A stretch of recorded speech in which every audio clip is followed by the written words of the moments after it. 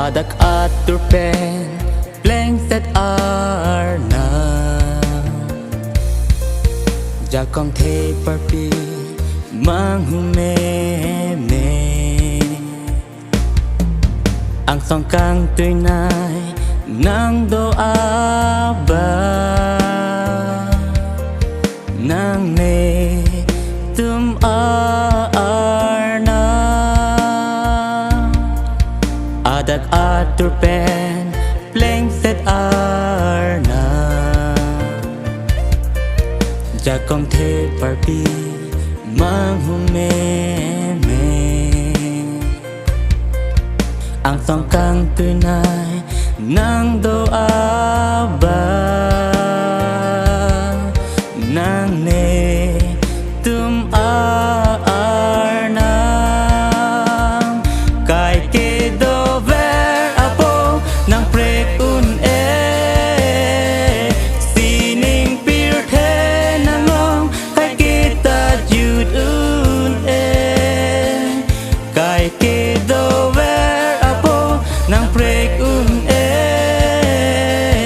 Sining pir the nang long kai kita jud un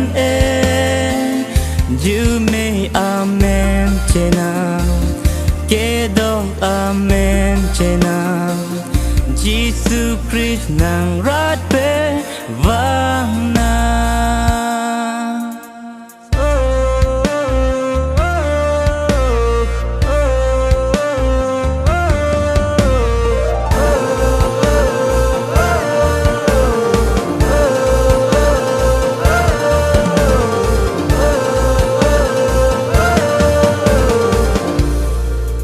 Poso po la pen car jong kang thi Nang kiklem asay mang hume me Nang kaping chang an ne thek long pe Ne mang hu hak nang phang Kai ke do ver apo nang prek un Sining pir the nang long kai kita jud un Kai ke do ver apo nang prek un Sining pir the nang long kai kita jud un You may amen chena Kedo amen chena Jesus Christ nang rat pe vang na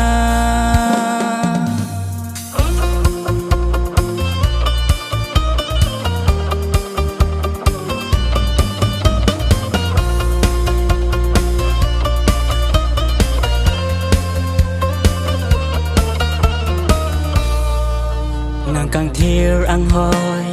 pen kang jin so Te kala kom jai kai ke nang ro Ang song sining nang atur the a Soda tum nang arjo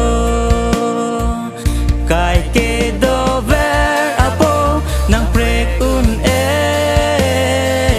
Sining pir the nang long kai kita jud un Kai ke do ver apo nang prek un Sining pir the nang long kai kita jud un Kai ke do ver apo nang prek un Sining pir the nang long kai kita jud un You may amen chena Kedo amen chena Jesus Christ nang rat pe vang na You may amen chena Kedo amen chena Jesus Christ nàng rót bê và